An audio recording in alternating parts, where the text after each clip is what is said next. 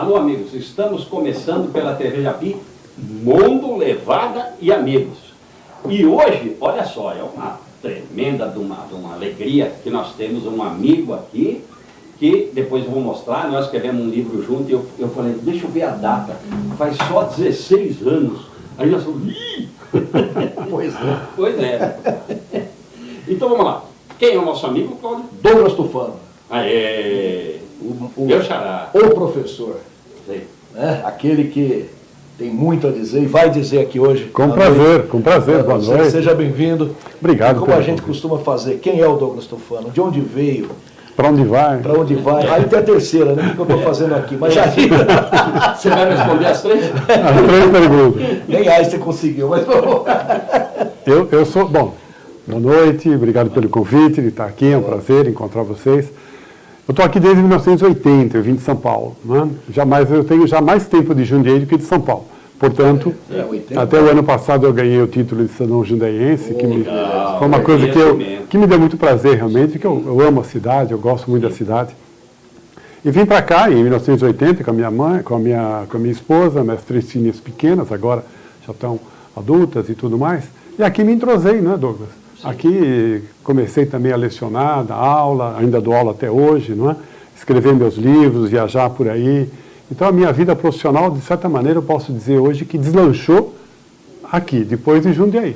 Né? Eu era uma espécie de caipira de São Paulo. Né? Achava que São Paulo era tudo. E comecei a vir para cá e daqui me abriu para o interior. E aí muitas coisas conheci, tanta gente. Aliás, foi uma surpresa para mim, quando eu vim para cá, que eu vi que meus livros didáticos que eu escrevo eram muito usados aqui. Eu fui muito bem recebido, com muito carinho, foi muito gostoso, sim. E como eu também sou de família italiana, fiquei em casa, né? Fiquei em casa. E hoje o macarrão era bom. Fala porta verde? Porta verde. Não, esse sotaque eu não peguei, né? Ainda não peguei, né? Você é professor de quê? Eu sou professor de português, inclusive até hoje ainda dou cursos de redação para vestibular. Né?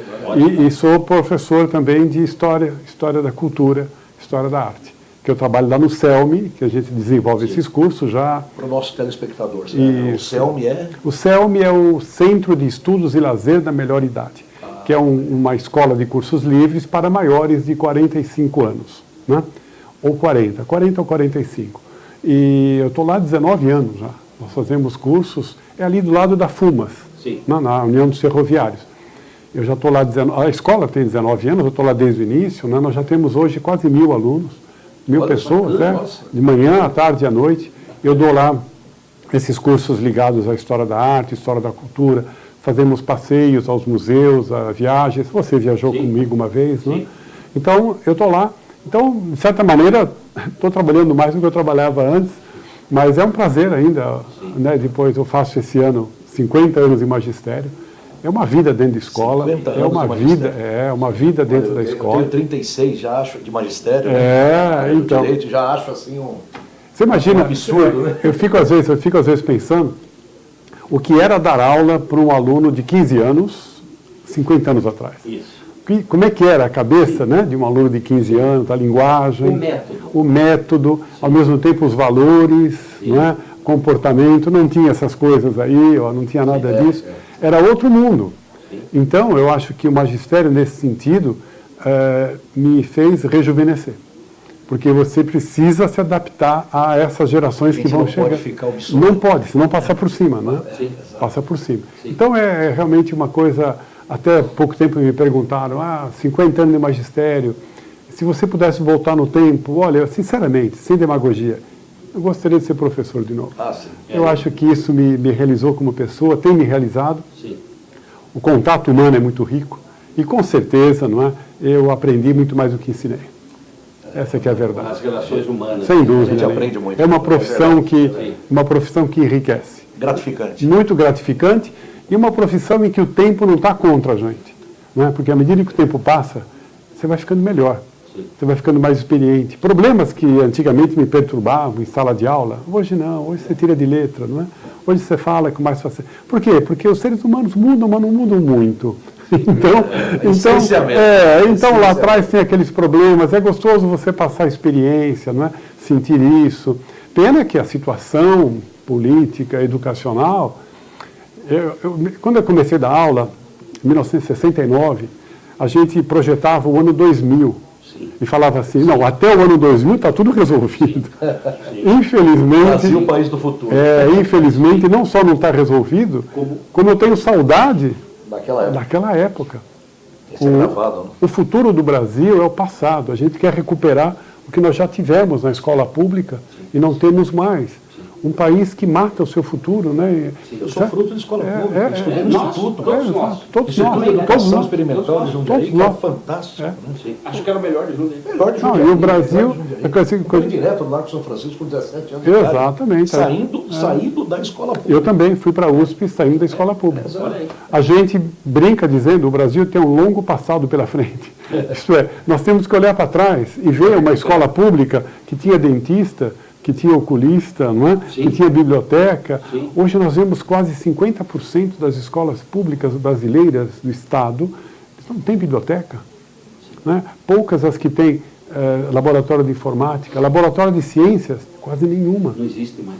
Quer dizer, como é que você quer formar uma geração do século XXI, que já estamos com quase 20 anos nesse século, Sim. Exato. sem esse mínimo?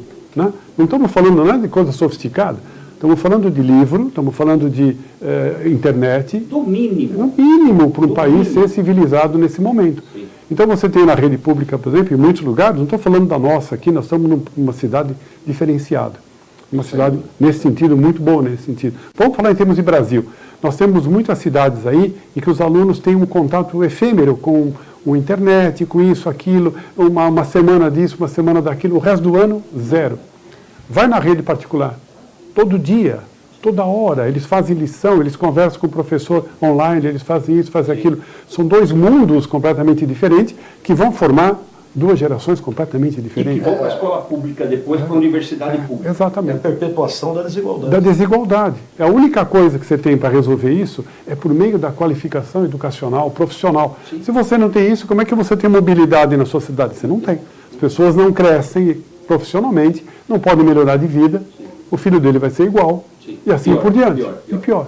Essa é uma situação que a única coisa que eu diria para você, tá certo que não é pouca coisa, não é?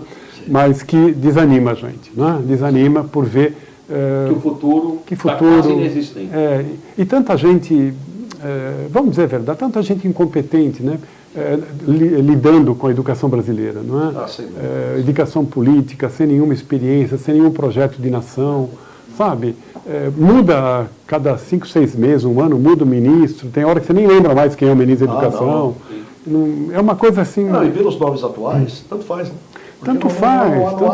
Não há uma qualificação. Exato, isso é uma coisa que nos preocupa. Eu fiquei na USP... Você lembra de um Celso Laffer? Exato. E agora? Quem é agora? Não sei. Não sei. Eu estudei Eu eu saí da escola pública, fui para a USP, fiz o curso de letras lá, fiz o curso de pedagogia, minha pós-graduação na área de pedagogia e de educação, né? E sentia que havia um certo ainda, uma certa esperança, não é? Vamos fazer, mas a minha geração passou, outra geração também já passou, e a gente vê que a universidade também colaborou muito pouco para que essa situação melhorasse. Vamos dizer a verdade. Eu tive um ministro da Educação, por favor, me corrija se eu estiver errado, inclusive temporalmente, que ainda chamou a atenção e que teve um projeto visível, foi o último do Fernando Henrique, Paulo Renato. Foi Paulo Renato, exato, né? que era voltado à educação, era uma pessoa era voltada, o homem da educação. Né? Exatamente. A gente vê, é uma situação de muito amadorismo, e é uma coisa crucial. Você vê quais são os problemas básicos, a segurança, a saúde e a educação. Sim. E você uma coisa parece que não anda. Então, essa sensação de um país que patina, e hoje, patinar é ir para trás, né? Sim. Patinar é ir para trás. Então, a distância com relação a um país mais desenvolvido, não é que o professor ganhe milhões nos países desenvolvidos, não ganha. O professor sempre ganha um pouquinho menos do que essas outras categorias profissionais, como médico, engenheiro, mas ganha bem. Sim. Ganha o suficiente para ter uma vida decente. Preservar a dignidade. Preservar a dignidade. E, basicamente, a escola merece respeito, a escola merece. Então, nós temos dois problemas. O problema salarial, institucional, o problema de infraestrutura nas escolas e um problema sério que nós detectamos hoje, que é qual é a impressão da sociedade sobre o professor. Qual o conceito? Numa relação de 60 países que foi publicado, nós estamos no penúltimo lugar. Quer dizer, é um dos lugares onde menos o professor é valorizado. Sim. Né? Menos, onde ele é mais valorizado? Nos países orientais. Sim. Nos países orientais. Mesmo nos Estados Unidos e tal, ele está lá no meio. Sim. Está lá no meio. Não está na ponta, não. Não, mas, então, mas tem uma valorização. Tem uma valorização. Então, essa situação faz com que muita gente não queira nem saber em ser professor. Sim. O que a gente ouve mais? Filho, não. Tudo, menos professor, menos magistério. Não vai passar dificuldade. Exato. Então agora... E não é só financeiro, mas é esse desrespeito. Desvalor, autoestima, que não existe. Locais hoje, principalmente na escola pública, em que o professor, a professora são ameaçados fisicamente. Apanham, chegam a apanhar. Ameaçado, apanham. Eu tenho nos meus cursos de redação para vestibular, a gente analisa todas essas notícias para fazer os temas de redação. E um dos que vem caindo já ultimamente é a questão da violência na sala de aula. Sim. Né? A violência na escola. Sim. Quer dizer, seria também até estranho que não entrasse na escola, porque vivemos numa sociedade extremamente violenta. Sim, né? sim. E, portanto, da sociedade. Exato. Então seria absurdo, mas a que ponto chegou, né? O ponto a que chegou é que nos espanta, né? Nesse sentido. Então, vamos dizer assim, em alguns países eles fazem uma seleção dos melhores alunos universitários que vão para o magistério. Aqui é difícil. Não serão os melhores. Serão aqueles que talvez falem, não tem outra opção. Sim. E aí vai e não vê a hora de cair fora. Então não tem nenhum compromisso sério com a educação. É verdade. É uma realidade muito frequente hoje em dia, aquele professor jovem, mas que só é professor à espera de algo melhor. Exatamente. Né? Ele está na universidade, ele está terminando lá a universidade, e no primeiro momento ele vai sair para outras atividades mais bem pagas. Não hesita em sair, inclusive, no meio do semestre. Não. Sai. Né? Nós temos um problema sério no ensino médio hoje, de professores nessa área mais técnica, professor de física, de química, de biologia. Específicos. As pessoas falam, puxa, eu ganho muito mais na empresa e tudo mais. Então, eu fico dando aula por enquanto. É sempre uma coisa provisória. Sim. Isso é ruim? Claro que é ruim. Primeiro, porque o aluno percebe que você não tem nenhum compromisso com ele. Né? Então, você está lá fazendo aula. Segundo, ele não se engaja em nenhum projeto a médio prazo. Ele não vai estar lá daqui 2, 3 anos. Então, se as coisas vão bem ou vão mal, não vão mal, ele não se preocupa muito. Essa falta de compromisso profissional e humano, né? Porque os alunos se ressentem disso. Então, eu sinto que ficar nesse tempo todo no magistério me fez criar vínculos, né? Sim. Vínculos humanos, alunos que acompanhei durante anos. Né? Esses que você pegou há 50 anos, hoje são aí os profissionais. Eu estou dando aula para os filhos deles. Isso acontece comigo também. Estou dando aula para os filhos deles. Com os meus 36 anos, eu ainda estou no filho. Você já deve estar no neto. Com certeza. Em alguns casos. Né? Porque você vê uma coisa, alunos meus que já estão aposentados. Deixa eu pedir uma licença, porque eu preciso falar. Então aqui aproveitando, o Reginaldo Honório, nosso grande amigo, advogado, grande baluarte na luta pela raça negra aqui em Jundiaí, está nos assistindo. Falou aqui, eu dei sorte, tive bons professores, inclusive pós-academia. Aí me elogia, obrigado, foi meu aluno. Obrigado. Isso que é gratificante. O advogado, lembrar disso. Edilson Ambrosio fala, só verdades. No interior tínhamos biblioteca, consultório odontológico dentro da escola. Vacinas obrigatórias nas escolas, com controle rígido. Não adiantava faltar, pois o controle era rígido. Sim. Respeito aos mestres. Hoje, infelizmente, evoluímos para pior. Ele ri, é claro que é um riso de desespero, né? Que todos nós compactuamos, e fala, ótimo programa, manda um abraço. Obrigado. Douglas, e boa noite. Inclusive, o Douglas quer falar. Isso. Olha, pode falar. Um close aqui, vai por falar favor. Conforme entra. Isso. Olha aí.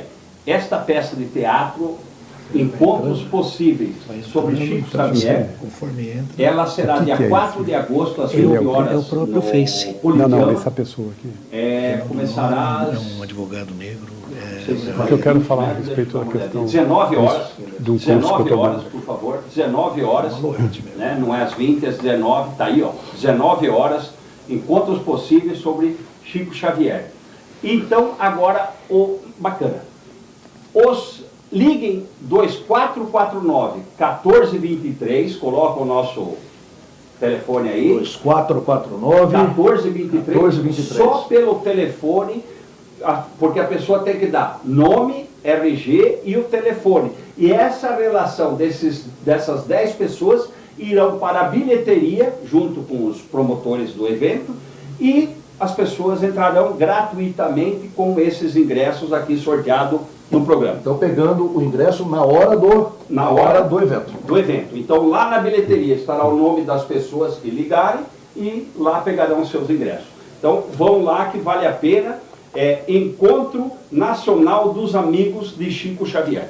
Essa peça é para isso. Então, os que gostam do tema e os que se identificam com a religiosidade, por favor. Eu acho que independentemente da de religiosidade, ser assim, de ser espírita ou não, né? É um homem que deixou a sua marca indelével na história brasileira. Na história brasileira.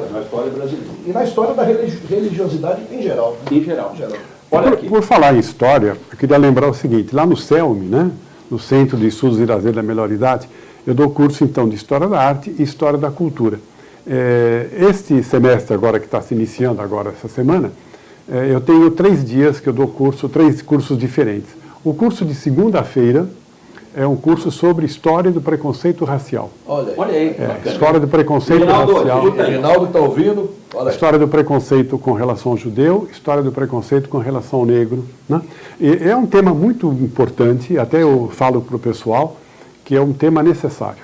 Né? Não é apenas, é um tema necessário. Por quê? Porque é um tema que mostra que, na verdade, tudo tem história. Há um momento em que isso começa. Né? Não é uma coisa natural. Isso é um problema cultural. Então, como é que começou a questão do judeu? Como é que ela se desenvolveu e como é que ela continua presente. Você fala das diásporas, tudo, né? Falo, desde a época antes do cristianismo, veio um problema com relação à comunidade judaica. E depois vemos filmes e cinema que acompanham também esse trabalho e tal. Depois a questão do negro, que é mais recente, é mais ou menos do século XV para cá, e como é que isso também se repercute hoje. A gente assiste, acho que nesse curso, 4 filmes de cinema, 2 sobre os judeus e 2 sobre a questão do negro. Esse é de segunda-feira. Às terças-feiras, eu vou dar um curso sobre Paris, sobre a França. Agora vou botar um dedo aí. Eu estive em Paris, né, com um grupo de pessoas, com o Douglas Tufano, nos mostrando... Foi muito gostoso aquele passeio. Era o Cicerone. Mostrando a história de Paris. Então, esse curso agora vai ser sobre isso. Chama-se Conheça Paris. Né? Vamos, através de documentários, filmes e tal, desenvolver ali no CELM. E na quinta-feira é um curso, é sempre um curso semestral, uma vez por semana. É História da Cultura Brasileira. Né? História da Cultura Brasileira, desde a origem até hoje, para a gente fazer uma história desses problemas que nós estamos falando. Sim. A questão da corrupção, a questão da educação, a questão da dependência, independência, a questão indígena, a questão do feminicídio, tudo isso a gente vai estudando nesse curso. Quem tiver interesse, né, é só ligar lá para o CELM, não sei se tem vaga ainda, mas já reserva para o semestre que vem, que o curso volta no semestre seguinte, os 3 cursos. É 4523-0467. Repita. 4523-0467. Veja lá, se não tiver vaga mais, deixa o nome na lista, que é aí para o semestre que vem. Tem 2 turmas, é sempre uma tarde, das 3h30 às 5, ou à noite, das 7h30 às 9. Esses cursos, que tem uma afluência bastante grande de gente, tem gente lá que está comigo desde o início, há 19 anos. Né? Então, a gente faz o seguinte, não é eu vejo hoje o pessoal que fica, a gente fala da terceira idade, né? Mas é um pessoal que hoje começa a perceber que adquiriu maturidade suficiente para entender história. Porque estudou isso na escola, mas passou. Sim, estuda só em termos de personagens, né? Sem entender o contexto. Sem entender o contexto. E muitas vezes é só para fazer a prova, só para isso, para aquilo. Então a gente agora revê alguns filmes, a gente vê documentos históricos, estuda isso, estuda aquilo. Aí começa a fazer as sinapses, né? Começa a ligar uma coisa com outra e fica muito interessante. E não é aquela coisa decoreba e não é aquela coisa que era chato porque você era obrigado. E não vai ter prova. Uma coisa interessante porque... Desculpa, mas é um elogio aqui, que o Reginaldo diz, estive com um colega hoje que me disse que o professor Tufano, tratando da questão dos judeus, esse colega dele teria chegado às lágrimas. Olha, muito interessante. A gente se emociona, a gente se emociona mesmo de ver os depoimentos e tudo mais. Mas uma coisa interessante, é um curso livre, né? Não tem controle de falta, não tem controle de nada, e ninguém falta. Ninguém falta. Está sempre lá o pessoal, no calor ou no frio, mesmo que não tem jogo do Corinthians, mesmo está lá o pessoal assistindo. Olha, e o meu testemunho, porque eu viajei com o Douglas, né? É maravilhoso você visitar um monumento, visitar alguma coisa. E saber o que ele significa. E aí ouve a história. Então, agora a gente está fazendo isso virtualmente, fazendo essa viagem pela França. E olha, vamos falar duas coisas de livro? Vamos. Primeiro, faz um close aqui, ó. Esse é um livro que nós escrevemos, livro de crônicas. Isso. Né? Nós escrevemos esse livro, e hoje, vindo com o Douglas, a capa, volta um pouquinho aí, por favor, que eu vou abrir o livro aqui, a capa, e a capa é uma obra de arte. É do Elvio. Feita pelo Elvio Santiago. Que já esteve aqui conosco duas vezes. É uma obra de arte que o Elvio fez especialmente para o nosso livro. Né? E aí, o que houve? Não, pode continuar, Douglas. Tudo aqui acontece ao vivo. Tudo ao vivo. Depois faz um close aqui, vê se está pegando. Deu um problema no meu cabo ali, estão acertando. E aí, depois eu vou mostrar, a capa foi feita especialmente pelo Elvio Santiago, mas o que surpreendeu hoje, que eu falei, né, com o Douglas. Falei, Douglas, sabe quanto tempo faz que nós escrevemos isso? Ele falou, uns 15 anos. Eu falei, não, 16. Nossa, olha só. 16 anos faz que nós escrevemos. Passa muito depressa, muito depressa. Eu continuo escrevendo ainda. Isso. Né? E aí, deixa só trocar o cabo ali. E, como é que é? Tá trocando o cabo ao vivo. Ao vivo, tudo ao vivo. Aqui, né? Aqui vale tudo. Vê se na Globo tem isso. Mas funcionou, A Paula fez milagre. Paula fez milagre. Mas também na Globo você não vê esse programa. Certo? Com certeza. É só nosso, é só nosso. Isso é só nosso. Olha aqui, então, vê se pega. Aí, olha, o Elvio fez essa arte na época, especialmente para o lançamento do livro e para o nosso livro, que é uma obra de arte. Tá? Então, volta aí agora. E agora o Douglas trouxe o último livro. O último não é o último, não. É aquele que você escreveu mais recentemente. Nunca o último. É o último, mas não é o derradeiro. Não é o derradeiro. Então, e fala um pouco sobre esse livro. Falo. Isso aí é uma coleção que eu estou escrevendo para a Editora Moderna, para quem eu escrevo já há 40 anos, né? Que é uma coleção chamada Almanaque das Artes. Já saíram 2 exemplares, Almanaque das Artes no Egito, Grécia e Roma. Depois saiu o Almanaque das Artes Monet e o Impressionismo. Sim, e agora o último é esse aqui. O Almanaque das Artes é Leonardo da Vinci e sua época. Olha, extremamente... Você esteve na França? Exatamente, eu estive na casa dele. Na casa dele. Na Claude Claude em Amboise agora. Tá aqui Voltei faz 2 semanas e na casa de Leonardo da Vinci, justamente pelos 500... Aqui, Le Claude.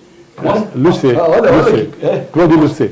Lucé, eu não falo nada em francês. É aqui, ó. Só falo inglês. Essa é uma reconstituição de como teria sido então a casa onde ele passou os últimos anos, não é? Perfeito. Adotado, entre aspas, pelo rei Francisco François I, né? E que protegeu o Leonardo até o fim da vida. Por isso que algumas obras que estavam aí com ele... no interior, mostrando o que teria sido a morte dele com o imperador... Com o rei da França. Né? Inclusive, algumas obras que estavam aqui, como a Mona Lisa, como o João Batista, por isso que estão no Louvre, porque o rei levou para o castelo dele na França. O que eu achei impressionante, fiquei até emocionado. Um pouquinho de Sim. O que eu cheguei a ficar emocionado foi ver alguns dos equipamentos e tintas originais, projetos originais, esboços originais. E a IBM fez o seguinte, a IBM concretizou os desenhos, os projetos dele. Por exemplo, aquele que seria um precursor do helicóptero. Isso. Então, ele está lá, está construído. A ponte móvel. A ponte móvel. E por aí vai. Eles fizeram. E tem lá objetos reais. Tem. Não são réplicas só. Não. Reais. E trouxeram, não sei se você sabia desse aspecto, aquele grande gobelém que há no Vaticano, que é o gobelém da Santa Ceia. Sim. E o Vaticano emprestou em Pra razão das comemorações dos 500 anos. Para colocar Tá lá. lá. O gobelém é maravilhoso. Aliás, você sabe que tem uma coisa interessante. Esse livro, então, para quem é, cara, jovem ou quem quer ter as primeiras, é muito ilustrado. E quais são os outros? Porque adquiriram esses outros também. Os outros são Monet, sobre Monet e sua época, o Almanaque do Impressionismo, e o outro é Egito, Grécia e Roma, o Almanaque da História Antiga. Só um pouquinho, só para fazer um pouquinho de inveja. Eu estive com o Douglas nos Jardins de Monet. Na casa do Monet. Na casa do Estivemos Monet. na casa do Monet, exatamente. E você tem uma hora que aquela pontinha aqui em arco, você fica olhando... o Judiás, em arco. Arco. Você observa o quadro. Exatamente. Ele estava naquela posição quando ele pintou o jardim, aquele jardim. Aquele jardim, né, não existia. Era uma casa, ele ampliou a casa e ele foi comprando aqueles terrenos em frente para construir o quê? Para construir uma paisagem que ele gostaria de pintar. Sim. Portanto, ele fez um jardim impressionista. Sim, e dali 20 e tantos anos ele não saiu de lá. Aí ele falou, agora não preciso mais viajar em busca de paisagens. Eu tenho a minha. Então o Monet, na verdade, morreu dentro de um quadro impressionista, que é o jardim dele. E você sabe que agora, esse ano está dando uma briga entre os franceses e italianos, porque os italianos gostariam, pelos 500 anos de Leonardo, que o Louvre emprestasse a Mona Lisa, né? E eles têm 3 ou 4 quadros do Leonardo. E o Louvre, não está querendo. Então, já está uma briga, né? Eles fazem uma brincadeira lá, os italianos, os franceses dizem para os italianos, o Louvre é o maior museu do mundo. Os italianos dizem, sim, mas todo mundo vai lá para ver um italiano, que é o Leonardo. E aí o francês pode redarguir, né? Não, mas ele morreu na França. Morreu na França, protegido pelo rei da França. O rei da França, é verdade. Ele estava fugindo. Nos últimos anos de vida. Na verdade, ele estava vivendo em Milão, lá no norte, e os franceses invadiram. E ele foge. Aí o rei manda uma ordem dizendo, não toquem em Leonardo. Exatamente. E aí ele fica salvo, e aí o rei fala, então vem aqui.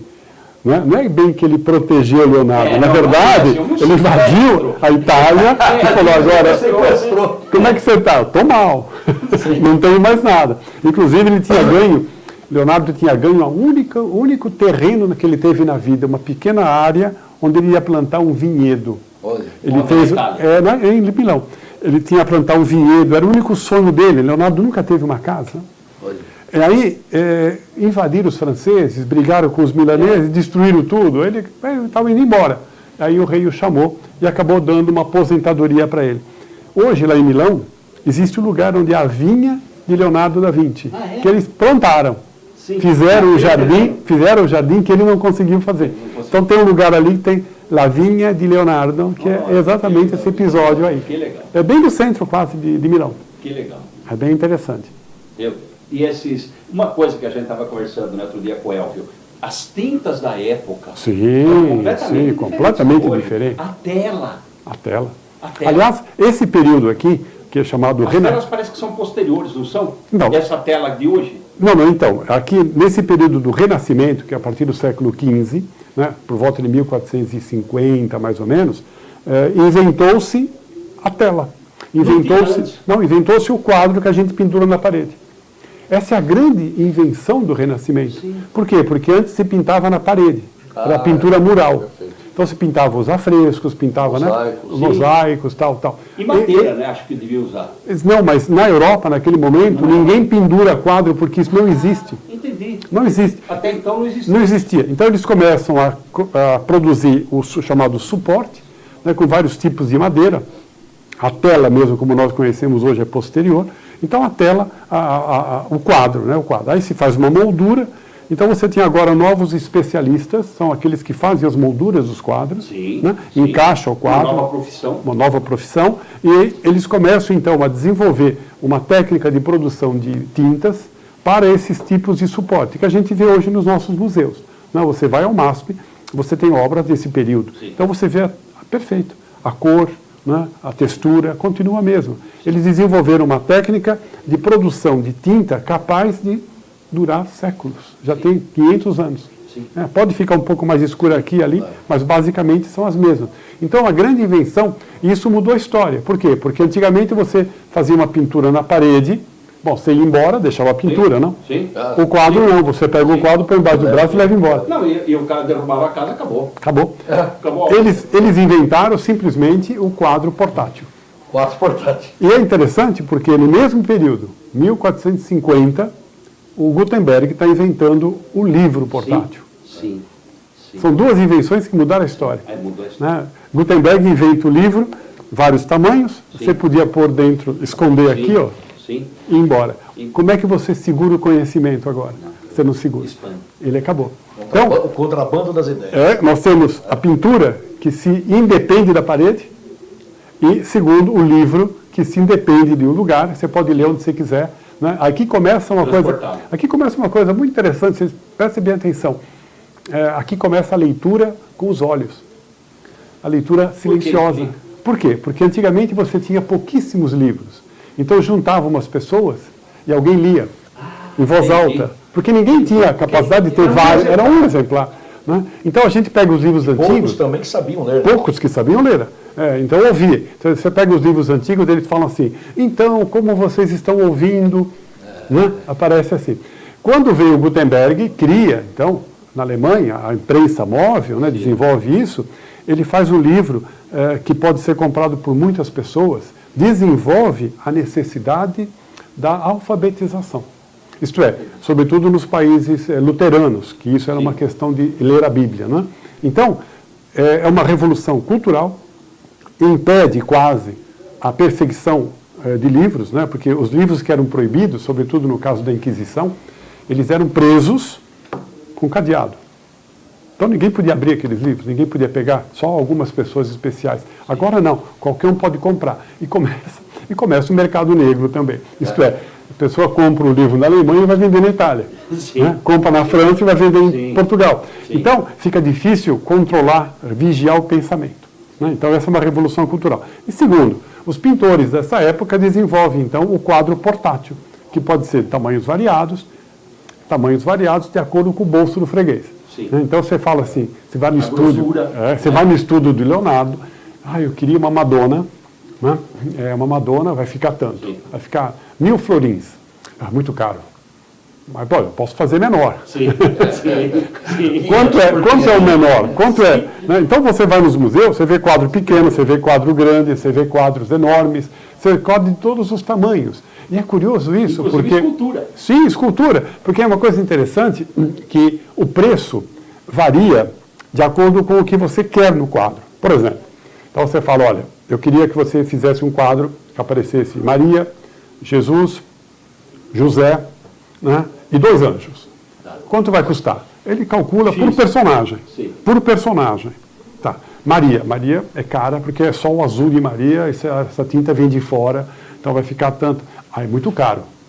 Eu posso tirar um anjo. Ou faz desconto no anjo, né? Eu tiro um anjo. Tá.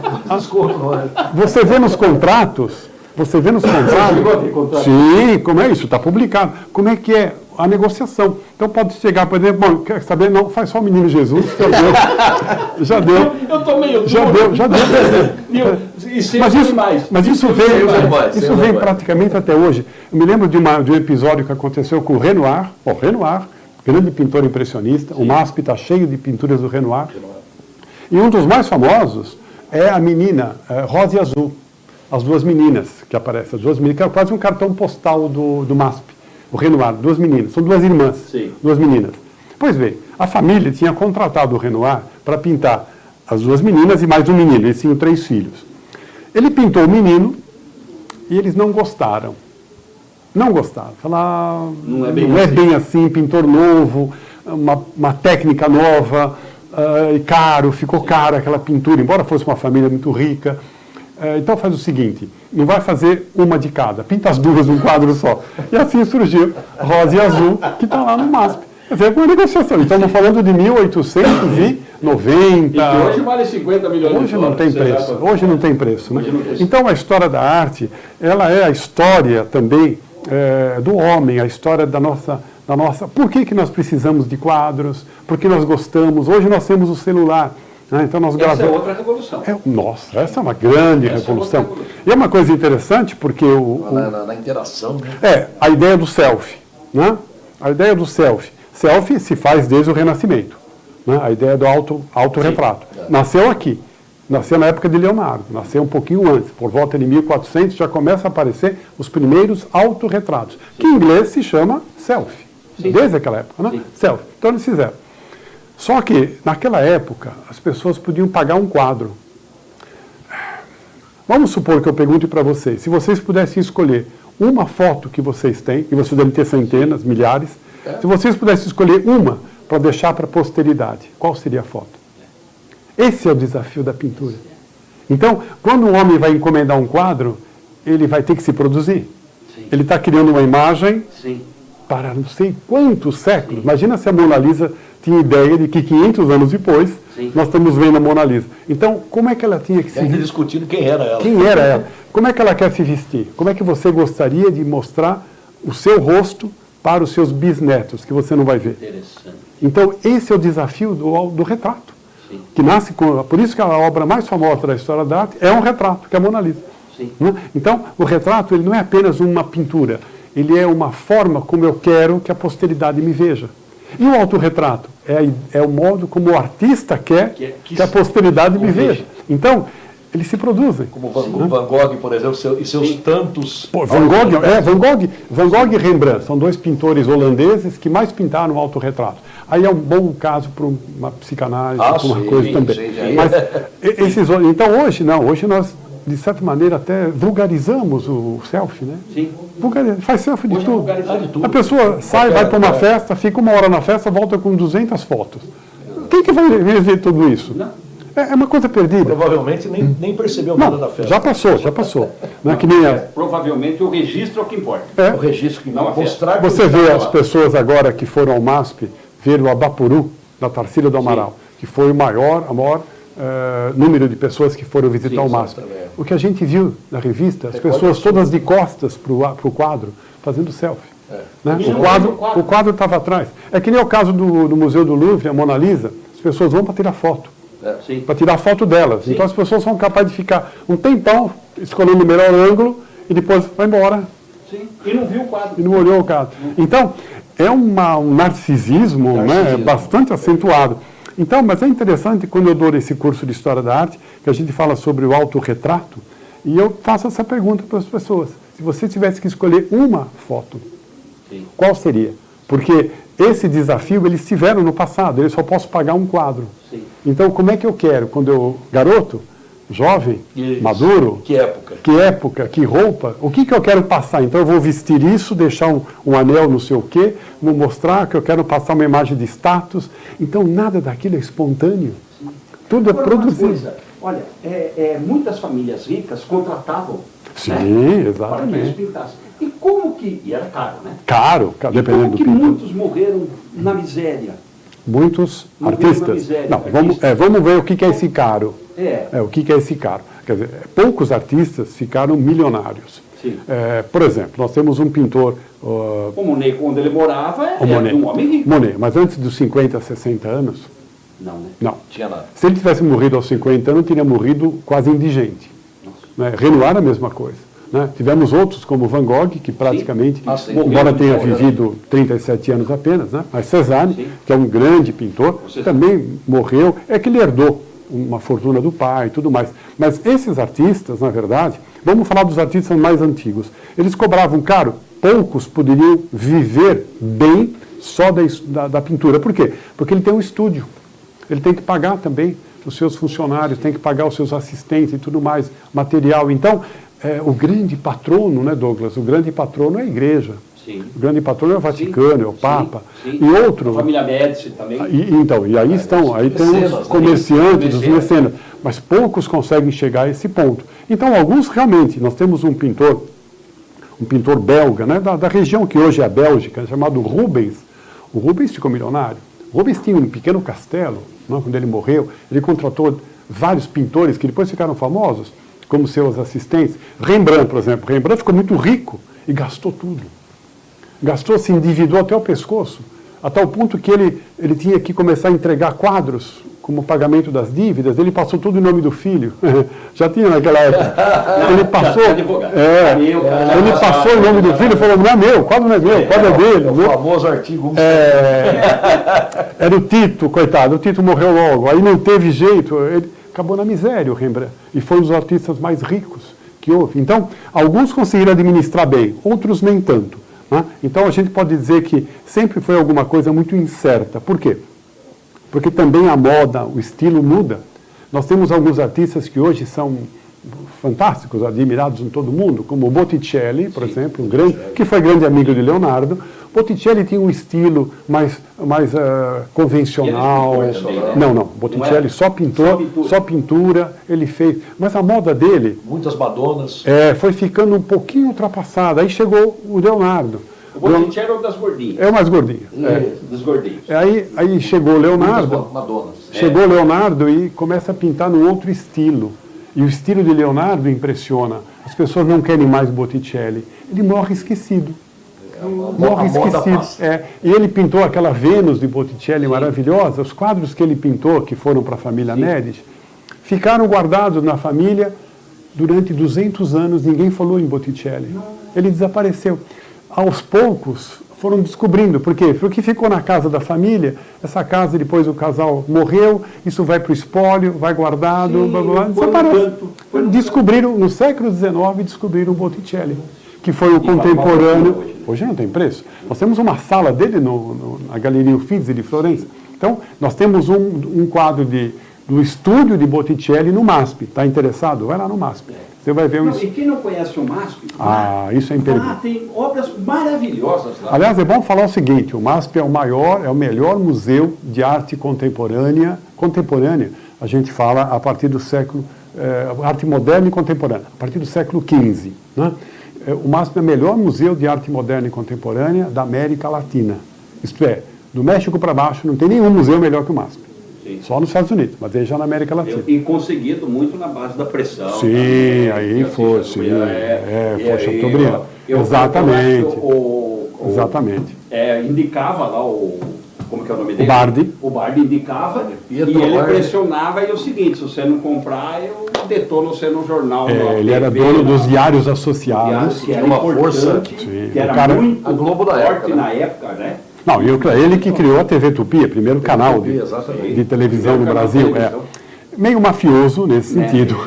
Mas se não fosse isso, eu não teria. Não teria. E ele pediu para o Pietro Maria Bardi, cuja mulher, Lina Bobardi, fez o restauro do nosso Politeama. Inclusive, a Lina se naturalizou brasileira. Ela gostava tanto do Brasil que ela se naturalizou brasileira. E ele foi para a Europa depois da guerra, não é? E aí ele conseguiu pegar muitas famílias que estavam com problema financeiro e estavam baixando o preço. Ele conseguiu a maior coleção de pintores impressionistas da América Latina. Por isso que lá no MASP, o forte nosso no MASP são os impressionistas. Monet, Renoir, Cézanne, tem também Gauguin, que é depois do impressionismo, Van Gogh, Picasso, Modigliani, belíssimos Modigliani, Toulouse-Lautrec. Olha, eu estou falando de artistas que são famosíssimos. Vamos falar um pouquinho do Toulouse-Lautrec, que uma vez eu vi numa exposição dele, né? Eu estive nessa última também. Convidado pelo escritório em que eu trabalhei, o Pinheiro Neto, que foi o patrocinador dessa última. Então eu fui lá a convite do Pinheiro Neto, né, do escritório, e fantástico, né? Sim. Era um... Deixa eu só falar disso. Olha, eu estou passando batido aqui. Por favor, no close. Olha aqui, nós temos... Muito bacana. Nós temos aqui, dia 4 de agosto, às 19 horas, no Politeama, essa peça, Encontros Possíveis sobre Chico Xavier.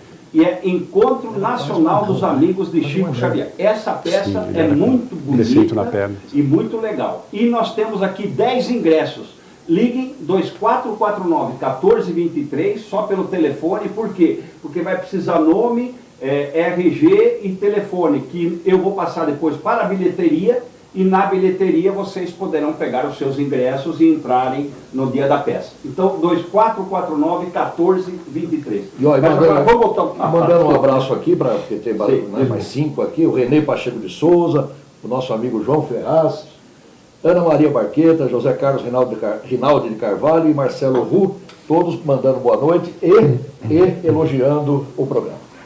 E vamos falar um pouquinho do Dr. Luz.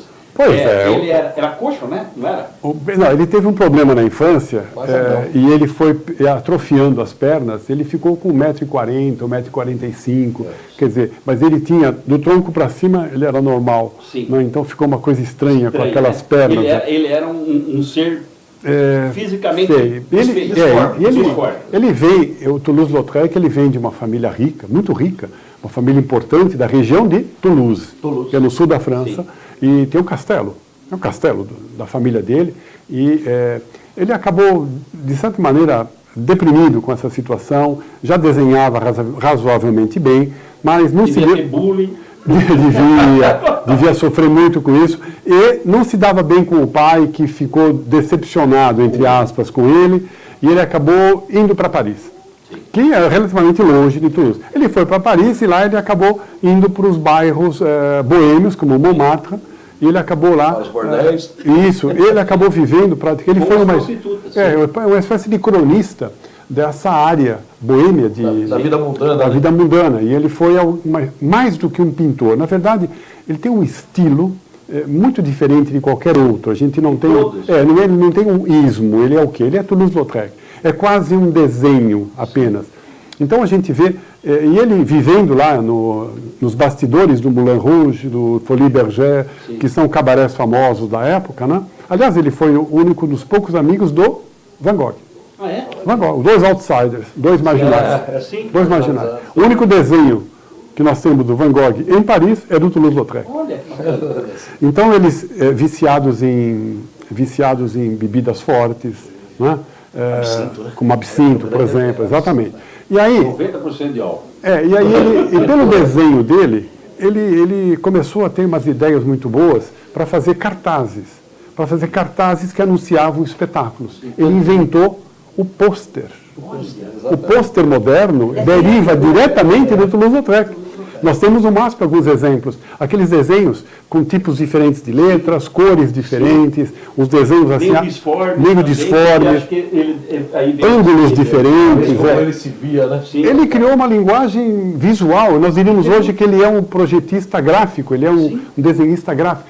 Então, ele começou a fazer muito sucesso. Então as pessoas o contratavam, por exemplo, o Folies Bergère, que era um cabaré famoso. Então vai ter um espetáculo a partir do mês que vem. E lá ia o Toulouse e fazia, Henri de Toulouse-Lautrec, ele chamava-se, ele fazia o seu cartaz, esse cartaz era levado então para uma gráfica e era impresso a partir da litografia, que é produção em pedra. Sim. Você faz em pedra, faz a base, faz a matriz, e depois você roda a cópia. Garotos de manhã, de noite, saíam por Paris, né? Colando esses pôsteres naqueles quiosques. Que era o desenho dele. Que era o desenho dele. Quiosques que ele tinha acabado de inaugurar em Paris. Com a reforma, eles fizeram quiosques. Esses quiosques, até hoje em Paris, esses quiosques servem para exibir e fazer os cartazes. Hoje quem tem um cartaz desse... Nossa. Existe um museu. Mas uma coisa mais interessante ainda é que nem todo mundo gostava, né? A arte tradicional não gostava muito do Toulouse-Lautrec. Primeiro pela vida dele. As pessoas misturavam a vida boêmia dele e tudo mais. A vida escandalosa. Com a obra de arte. Aí, ele produziu muito. Ele morreu jovem. Morreu com 37 anos, que é, aliás, a idade do Van Gogh. Morreu com a mesma idade do Van Gogh. Quando ele morreu, a mãe dele era a única que se dava com ele. Porque ele teve várias crises de cirrose, crises hepáticas e tudo mais. E começou a ter delírios por causa do álcool. Enfim, foi um triste fim do Toulouse-Lautrec, jovem ainda. A mãe dele, então, quando ele morreu, ela foi a Paris e recolheu todas as obras que ele tinha pintado e que não tinha vendido, né, que estavam lá no estúdio dele, e estava aquele monte, aquela pilha de desenhos, pôsteres e tudo mais. Ela ofereceu para vários museus de Paris, inclusive para o Louvre, e eles não aceitaram. Ninguém quis ficar com as obras do Toulouse-Lautrec. O que ela fez? Não tinha um reconhecimento artístico. Nada. Ela pegou as obras e levou para Albi. Albi é a cidadezinha onde ele nasceu. Levou para Albi e lá fez o quê? Lá fez um museu Toulouse-Lautrec, com as obras que Paris recusou. Né? Dali 10 ou 20 anos, as pessoas vão até Albi agora para ver as obras. O mais paradoxo é que ele foi uma pessoa que teve uma vida, como já falamos. Né? Sim. E onde é esse museu Albi? É no interior de uma antiga basílica. Que está abandonada e que lá eles recuperaram, e é o nome da cidade. Você vai a Albi, que tem a mais bela catedral, uma das mais belas catedrais medievais, uma catedral imensa, altíssima. Você vai lá para ver a catedral e para ver Toulouse-Lautrec, que está enterrado ali. E hoje não tem preço. Não tem preço. Não tem preço. E o Museu d'Orsay, que já estava sendo na época inaugurado e tudo mais, que recolhia as obras desses artistas contemporâneos, né? Eles recusaram, o Louvre recusou, né? Então você vê, o Toulouse-Lautrec é uma das ausências do Museu d'Orsay, que é um museu dedicado a esses pintores. Porque esses pintores estavam no Louvre. Depois o Louvre ficou pequeno, eles abriram uma antiga estação de trem, que é a estação d'Orsay, e abriram o museu e lá levaram esses artistas do final do século. Então, mas havia muito pouco do Toulouse-Lautrec disponível. A maioria está lá e no MASP. Nós temos dezenas, eu acho que mais de 10 quadros. Essa última dele, excepcional. Essa última que o MASP fez, trouxe muitas obras do Toulouse-Lautrec, sem dúvida, acho que umas 70 obras, e mais o acervo que o próprio MASP tem. Por isso, não percam, vão ao MASP, não é para ir uma vez só. No museu desse você não vai uma vez só. Você vai, assiste, vê uma ala do museu, passa lá 1 hora, 2, já deu. Sim. Já deu, ficou cansado, vai embora. Depois volta. Nós estamos a 1 hora de lá, gente. E temos um acervo riquíssimo. Pois é, riquíssimo. Não financeiramente, riquíssimo em termos de arte. Sem dúvida. Você vai ver Picasso em algum lugar? Não. Nós temos 4 Van Gogh. Né? Não tem nenhum Van Gogh assim até chegar nos Estados Unidos. Né? Nós temos esses, Monet, Renoir. Tá? O que vocês querem mais? Rodin, nós temos Rodin, o escultor Rodin. E temos vários outros artistas brasileiros, como Portinari. Né? Então, nós temos a fina flor, vamos dizer assim.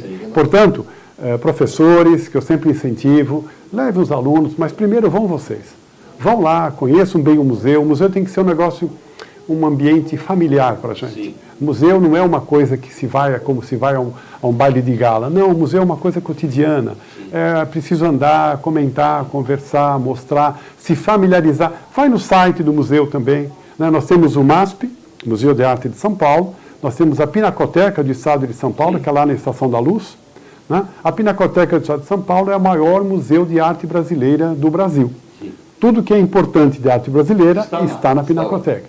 E o preço lá é bem mais em conta do que do MASP. O MASP é mais caro. Lá na Pinacoteca você não paga nem R$5. Você entra lá. Você tem em frente ao MASP, a Pinacoteca, você tem o Museu da Língua Portuguesa, em frente. Sim. É só atravessar a rua. Né? E do lado, na Avenida Tiradentes, você tem o Museu de Arte Sacra, com Aleijadinho, obras do Aleijadinho e tudo mais. 3 belíssimos lugares para você ir, num perímetro de 500 metros. Olha aí, está tudo ali. O Jorge Reis Tarcísio, que sempre nos vê, pede, passa o número novamente. Então vai lá, por favor, do céu. Do Selmi? Do céu. Não, acredito. Não, eu acho que é da promoção. Exatamente, da promoção. Desculpa. Então, ele também paga. É que eu estava lá com o curso dele, porque eu cá entre nós, eu sou fã do Douglas Sufran. E na viagem que nós fizemos aquela vez, maravilhosa, tudo isso ele mostrando. Imagina, foi muito bom. Imagine o cemitério. Aí você acha assim, você vai no cemitério. Só que o cemitério é uma obra de arte. Vimos a tumba do Chopin, por exemplo. Sim, imagina tudo. O roqueiro. Nós vimos o Jim Morrison. Jim Morrison, do The Doors. Este aqui, o pai do espiritismo. O Allan Kardec também está lá. Nós vimos também o Allan Kardec. O túmulo do Allan Kardec. E vai. Né? Passa o número. Então vamos lá. Olha aí. Depois eu vou elogiar você, coisa que é raro eu fazer. Vai lá. 2449, vai. Não, alguém elogiando você. É raro. Passa lá. 2449-1423, vá assistir a peça, são 10 ingressos que nós temos, estão ligando aí, a Paula está marcando os telefones, nome e RG, porque estarão à disposição na bilheteria. Olha lá, pega, dá um close aqui, por favor. Isso. A peça sobre... a peça é sobre Chico Xavier. É para o 12º Encontro Nacional dos Amigos de Chico Xavier. Olha, que beleza. A peça é para isso, encontros possíveis sobre Chico Xavier. Então, dia 4 de agosto, às 19 horas, no Puritiano. Tá? 2449-1423. E agora o telefone do Selma é para fazer esses cursos com o Douglas Tufano. Você vai aprender tudo isso. História da arte, isso, olha que maravilha. O telefone é 4523-0467. Celso. E se não tiver, vai de novo, fala. 4523-0467. Celme, C-E-L-M-I. Se não tiver vaga, deixa o nome na lista. O curso no próximo semestre a gente faz. Vamos falar. Olha o elogio aqui. Ó. O Eusébio Pereira ligou elogiando o programa e disse que um Douglas é bom, mas que 2 é ótimo. É nóis, e quer ganhar um par de ingresso na base do elogio. Tem que ligar. Tem que ligar. E olha, aproveitando, Eric Fontanazo, boa noite. Carlos Alberto Galvão Medeiros, boa noite. Márcio Delúcio, lá da nossa Cajamar, falando, me surpreendi, mestres, quando na 5ª série vi que o livro que usávamos era do professor Douglas. Primeira vez que vi alguém que escrevia livros. Olha que bonito, olha que bonito. Felipe Guerra, ótimo programa, abraço. E o Diego Gandra, ontem encontrei o Douglas no Esquina Gaúcha Restaurante.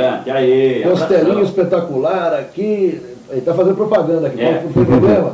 Costelinho espetacular do Milton e do Didi. Abraço a todos. E ao professor Cláudio Levar. Ele vê a gente, lembra de comida. Não sei porquê. Vamos falar um pouquinho dos escultores. Escultores. Olha, quando eu estive na Itália, que eu vi aquelas esculturas, né? E eu vi o Moisés, né? O Davi. Você fala assim, mas não é possível.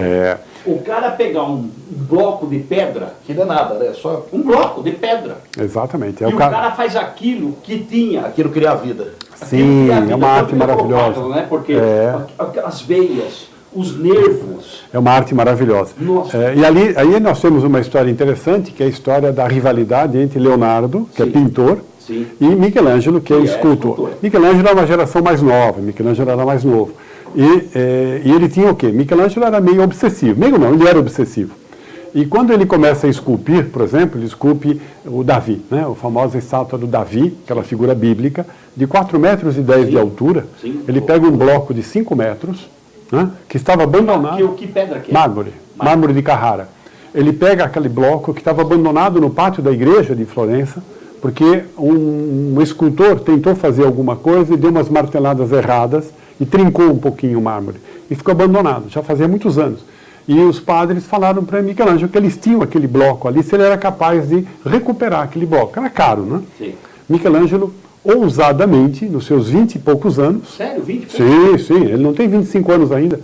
Ele fala que sim, a encomenda veio da igreja fazer um Davi. Um Davi. A igreja não foi ele que escolheu o tema, foi a igreja que deu. Mas a concepção é dele. E ele começa. Ele faz lá no pátio da igreja, nós vemos ainda esse pátio lá, ele faz um cercadinho ali, né, faz um tapume ali, e começa a esculpir. Você imagina toda a curiosidade. E ninguém vendo. Não, você imagina a curiosidade das pessoas olhando no meio das tábuas ali, para ver o que ele estava fazendo. E começa. Ele passa mais de um ano esculpindo. Bom, isso requer uma grande força física, em primeiro lugar. E segundo, uma grande concentração. Quer dizer, uma pessoa obsessiva.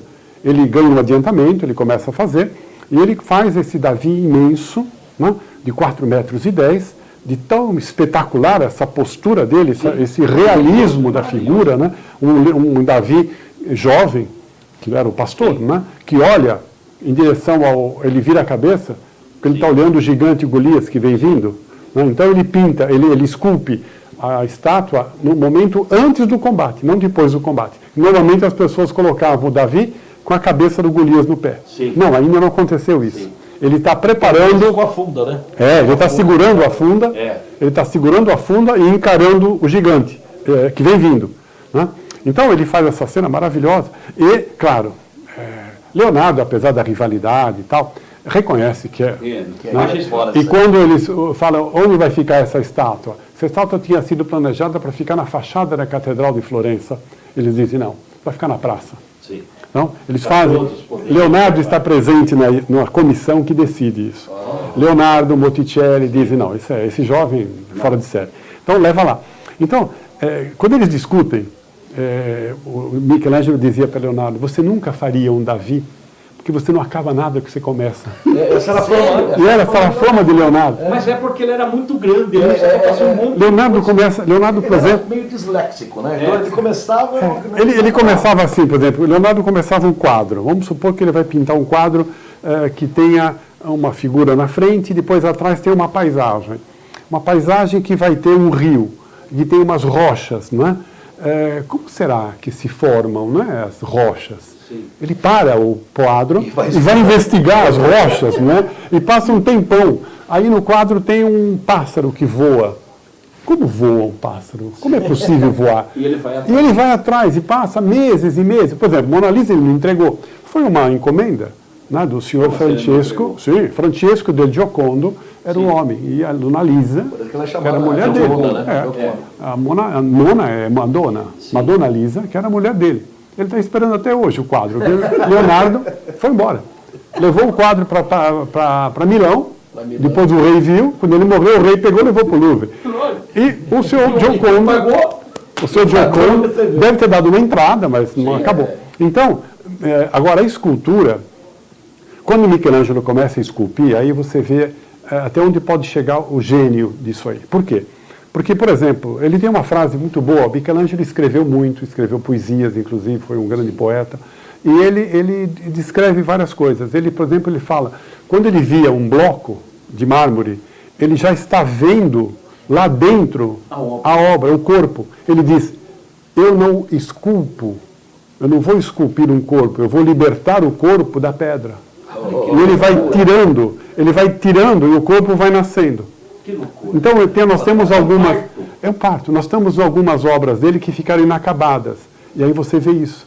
Tem um São Mateus que ele começou a fazer e que ficou inacabado, não sabemos exatamente por quê. Então você vê o corpo saindo.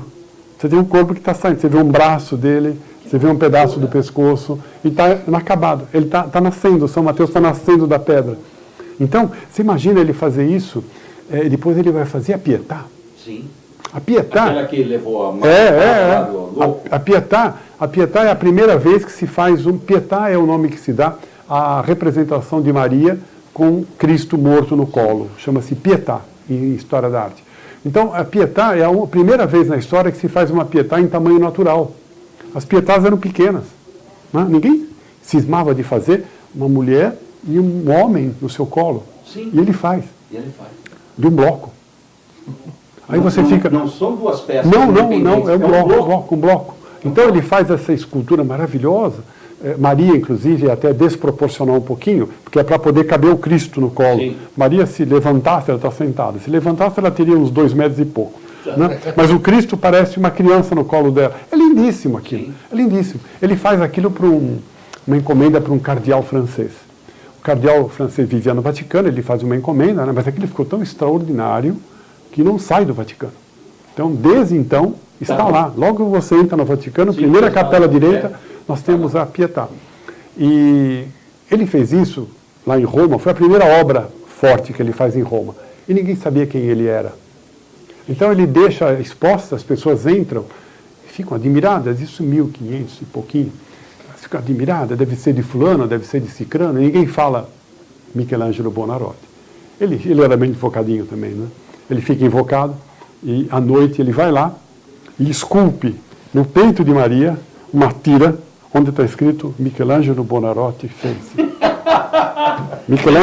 Em latim, Michelangelo Buonarroti fecit. Ele era canhoto, então aparecia assim.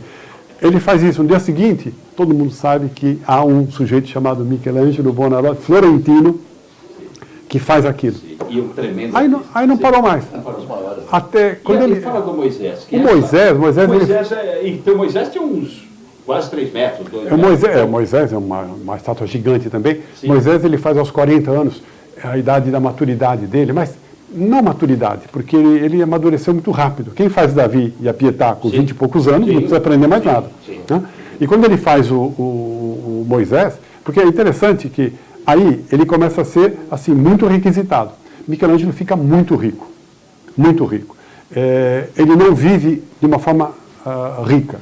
Se você olhasse Michelangelo, ele vive muito modestamente num pequeno estúdio perto do Vaticano, num quintal ali cheio de esculturas que ele começou e tudo mais, muito desprendido.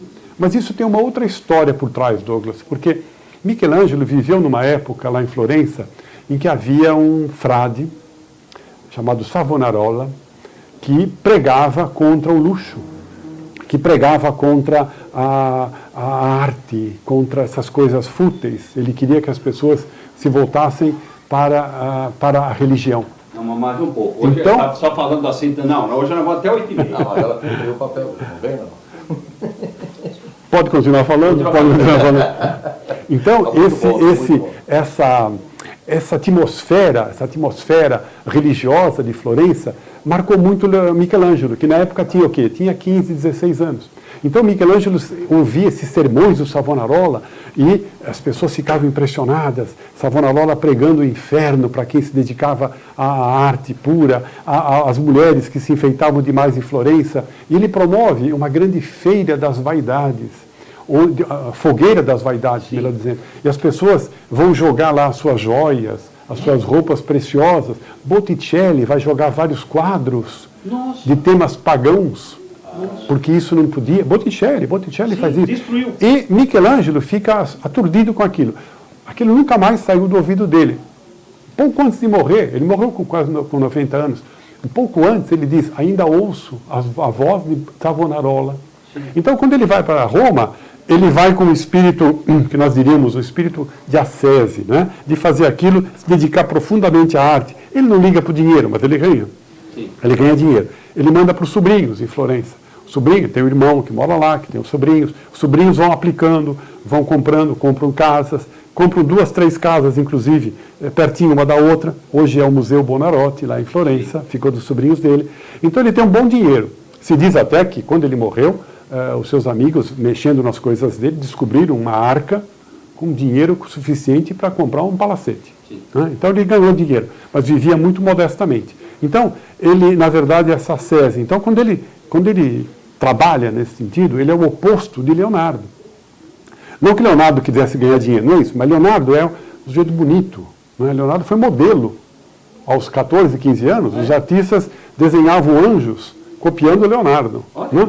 Ele é bonito, ele tinha uma aparência, ele cuidava da aparência, se vestia bem, vivia sempre rodeado de jovens. Leonardo tocava vários instrumentos, cantava, tinha uma voz bonita.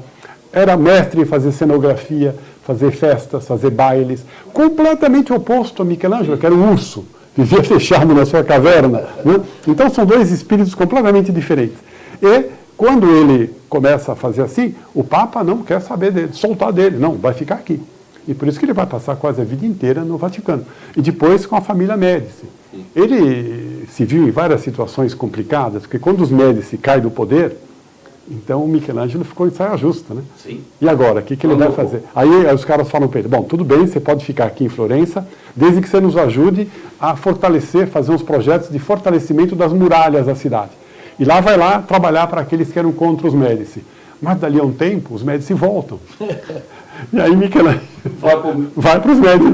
Então ele ficou sempre literalmente em cima do muro. Não é? Mas, como todo mundo queria uma obra de Michelangelo, ele acaba ficando e ele acaba encontrando esse Papa, Júlio II, que é o Papa que mandou pintar o teto da Capela Sistina. Depois nós chegamos lá, mas fala da escultura. Não, mas, então, guerreiro, né? É o Papa Guerreiro.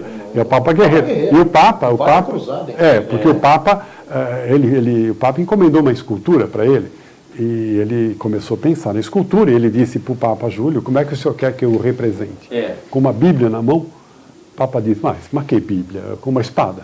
Sim. Uma espada. Essa escultura foi feita e foi destruída depois. houve um problema, não tem. destruíram num ataque lá, numa guerra que houve.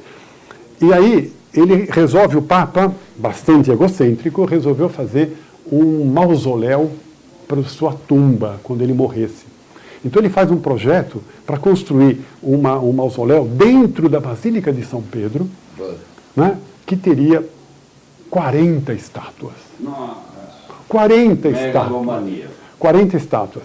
Aí o Bramante, que era o rival de Michelangelo, era o empreiteiro que estava reformando lá, e que vivia brigando com ele, diz, bom, mas Buonarroti demora 2, 3 anos para fazer uma escultura. 40 não vai dar tempo, ele vai morrer antes. Ele vai morrer antes, não vai dar tempo. Porque ele começava a falar do Davi. Você demorou 2 anos para fazer o Davi, então não vai dar tempo. Mas, aí, o que o Michelangelo faz? Michelangelo, uma encomenda dessa, o Papa e tal, né? Então ele sai e vai até Carrara. Carrara é uma pequena cidade do norte da Itália, onde tem as mais famosas montanhas de mármore. E ele vai lá escolher o mármore. Até hoje se tira mármore de lá. Ele vai escolher, ele passa 2, 3 meses fazendo cortes, porque precisa saber cortar a pedra, né? E esses pedaços imensos de mármore são transportados pelo rio Tibre, e vão até Roma. E começa a chegar carregamento de mármore, que não acaba mais. Onde vai pôr tanto mármore? E ele vai pondo no pátio onde ele morava, aqui, ali, mas uma invasão, uma overdose. E aí o Papa começa a ter dificuldade por causa das guerras e tudo mais, já não tem com aquele cartaz que ele tinha antes e tudo mais. Ele começa a mudar o projeto. E o mármore agora que nós compramos? E ele falou, você comprou, o problema é teu. Não, mas como é que fica essa negociação, aquela coisa toda? No fim, o Papa fica doente e acaba morrendo. Mas o projeto não saiu. Seria horrível ver hoje um monumento fúnebre no interior da Basílica de São Pedro. A família dele tinha uma tumba, né? Tinha um jazigo lá numa outra igreja perto do Coliseu, chamada Igreja San Pietro in Vincoli, que é São Pedro acorrentado. Então vamos fazer o túmulo lá. Ok, é um túmulo mais modesto, lá está ele, e o Michelangelo então fez 2 estátuas, na verdade fez uma grande estátua, e o projeto das outras 2 foram feitos pelos seus assistentes. E é o Moisés. O Moisés de Michelangelo, que é a estátua do meio, e o jazigo do Papa fica em cima, né? Então esse Moisés é maravilhoso. É uma escultura de um Moisés com aquela barba, né, grande, e ele está segurando as tábuas da lei, as tábuas dos 10 mandamentos. Mas as tábuas estão quase escorregando do braço dele. Então, a barba dele está indo para um lado, as tábuas estão indo para o outro, ele está olhando com um olhar severo, né? Ele está vendo o povo de Israel lá embaixo, que está de novo adorando o bezerro de ouro, e enquanto ele esteve lá 40 dias no Monte Sinai, recebendo as tábuas, ele vai descer dali a pouco e vai jogar essas tábuas e vai abrir um buraco e vai matar esses judeus que estão agora... Que eram os idólatras. Esse Moisés, que é maravilhoso, e a gente vai até essa igreja só para ver. Ele fica do lado do Coliseu, ao lado da Faculdade Politécnica de Engenharia lá de Roma, né? Lá em cima naquela colina, né? Então, esse aos 40 anos ele faz. É uma coisa interessante, porque tem uma pessoa... É mito ou é verdade que ele falou parla? Não, é mito. É mito. Isso é dos guias. Né? Os guias turísticos que falam isso. Tem um afundadinho no joelho dele, então eles dizem que o Michelangelo ficou tão impressionado com a maravilha que ele tinha feito, que só faltava falar. Ele tinha pego o martelo e bateu. Naquele lugarzinho. Parla, e não parou.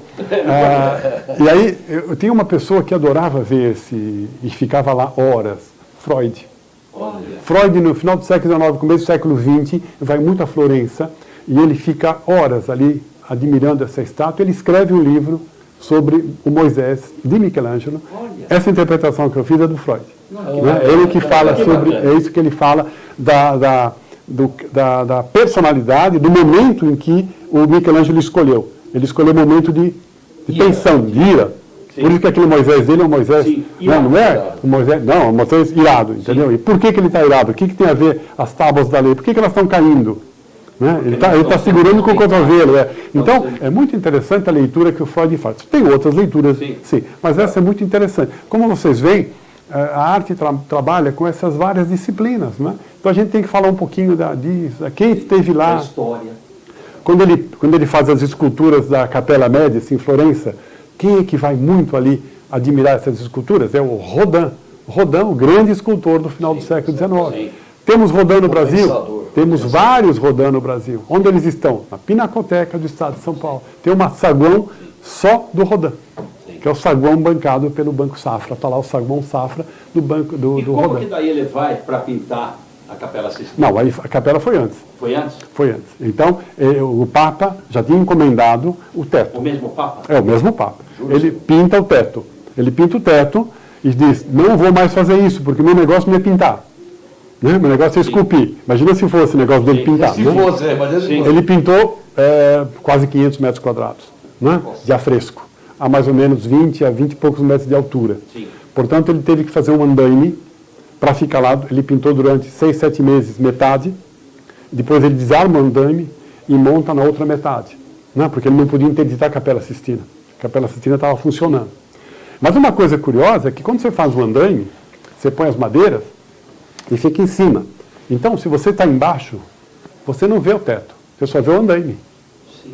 Então ele pintou sem saber. O que ele estava pintando, a proporção. Se você ficasse embaixo, você não via. Aquilo foi a intuição dele. Ele imaginou como é que isso aqui vai ser visto a 20 metros. Então tem que ser grande. Mas ele não ficou muito satisfeito, viu, Douglas? Porque ele pintou metade e depois ele desceu, olhou e viu alguns problemas. Por exemplo, na representação de Deus. Aí ele mudou. Aí ele vai fazer a outra metade. Então aparece duas cenas com Deus. Deus criando a mulher, Sim. que é um Deus mais convencional, tradicional. E Deus criando Adão, que é um Deus completamente diferente. Eles estão lado a lado, mas são dois estilos diferentes. Então você tem um problema aqui, um ali. Aí ele faz isso aqui. Aí o Papa morre, tal. Aí vai fazer a escultura da jazigo e tal. Passa um tempo, que Michelangelo viveu muito, né? Os papas iam e vinham, e Michelangelo continuava lá. Aí vem outros papas, e o terceiro papa que vem, que encomenda o juízo final. Sim. Aí ele vai pintar, mas aí ele está com 60 anos. Ele estava com 40. Ele estava com 60 agora. Ele está mais velho, e 60 anos naquele século XVI não é brincadeira. Sim. Mesmo assim, ele vai viver até os 90.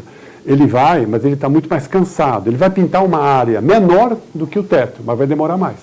Vai demorar mais de 5 anos. Ele vai cair do andaime. Ele vai quase morrer. Né? E é o Papa que vai lá e fala para ele continuar. Ele fala, já chega. Aquilo lá é o meu purgatório, não é? Eu estou penando para fazer aquilo. E é curioso, porque quando ele pinta o juízo final, numa das cenas do juízo final é o momento em que aparece o Cristo julgando a humanidade e as pessoas caindo no inferno, Sim. subindo para o céu, né? E há um santo chamado São Bartolomeu que está segurando uma pele, porque São Bartolomeu foi esfolado, segundo a tradição, foi esfolado vivo. Então ele é um mártir. Então ele aparece ali como sendo próximo à salvação. Mas ele está segurando uma pele. Normalmente a pele é ele. Mas a pele é um autorretrato de Michelangelo. A pele é um autorretrato. Quer dizer, Michelangelo se representa na pele como uma pele que está sendo salva para não cair no inferno. Né? Olha o estado emocional, sim, psicológico sim, dele colocar isso aqui. Sim. É uma... Ele criou, inclusive, a salvação dele ali. Exatamente. Segurando ali. Por isso que ele dizia para o Papa, ele dizia para os amigos, né, que eu sou pecador, ele dizia. Sou pecador, não tenho muito mérito, mas o dia que eu for presente, for no juízo final e estiver presente diante de Deus, eu vou dizer, sim, sou pecador, mas eu fiz isso. Que isso me sirva para diminuir as minhas penas, né? O que ele fez, porque ele falou, deixei a vida aqui. Sim. Deixei a vida aqui. Então, ele realmente passa essa força, né, de um homem que trabalha sozinho durante anos, concentrado naquilo. E é um filme. Sim, Agonia e Êxtase, Isso, belíssimo Agonia e filme. Êxtase. Procurem. Charlton Heston, que faz o papel... Grande Charlton. E quando ele discutia com Leonardo, ele diria, não, Leonardo nunca faria isso. Leonardo não conseguia fazer um quadro, não acabar um quadro, não se concentrava o suficiente. Imagina você passar 5 anos pintando o teto sozinho, no frio, no calor. E a questão da proporção, isso, você vê aquilo, você fala, como é possível? Como é possível? Porque ele trabalhava assim, né? Por mera intuição, que você falou. Mera intuição, aquela, claro, uma experiência que ele tinha, mas é impressionante como ele conseguiu levar a cabo porque o Papa deve ter falado para ele o que ele queria.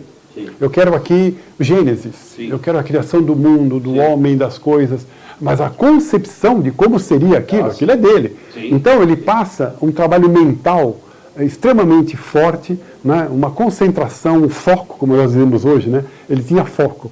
Então ele passa 5 anos para pintar o teto, 5 anos para pintar o juízo final, ele passa anos esculpindo, sozinho, é um trabalho solitário, quer dizer, se você não for um pouco, se não for obsessivo, você enlouquece, você enlouquece. Sim. Ele escrevia tal, sempre sozinho.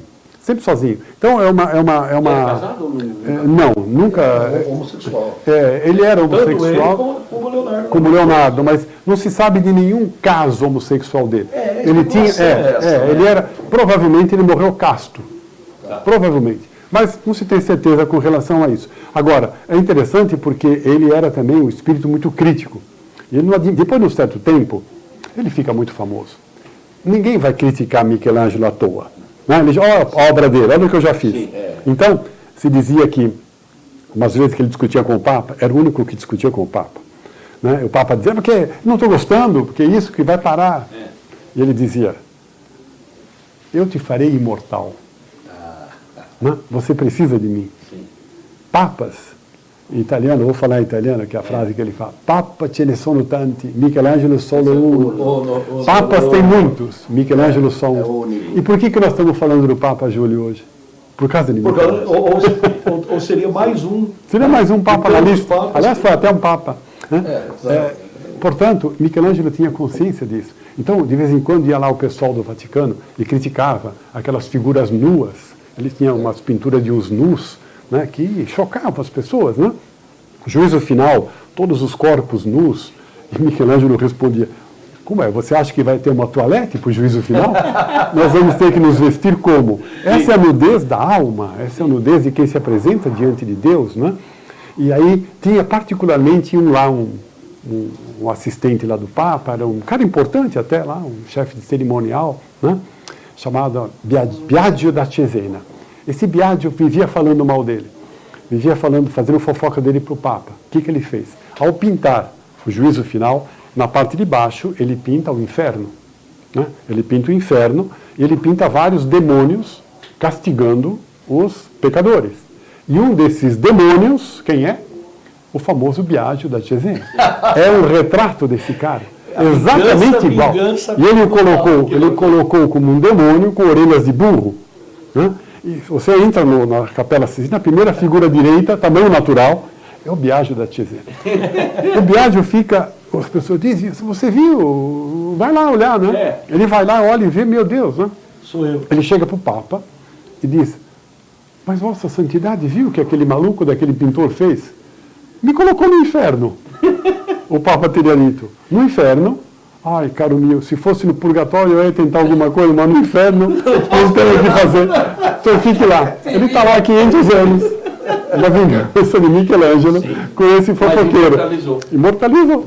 Hoje nós lembramos do Biagio por causa de orelhas de burro, né, e uma figura demoníaca que aparece no cantinho da pintura. Então, cuidado quando você critica um pintor, que ele tem formas desse nível. Ele tem formas de se vingar. Vamos lá um pouquinho, fala aí das pessoas. As pessoas, Silvia Letícia, a Bela, boa noite, meninos. Valdemir Leal Chaleirinha, abraço a todos. Cristiano Lopes, nosso vereador. Meu vizinho. Ele está dizendo isso, em especial ao meu vizinho. Boa noite, né? Boa noite, em especial ao meu vizinho Cristiano. Douglas. Gosto muito, já veio aqui o Cristiano também, grande cara.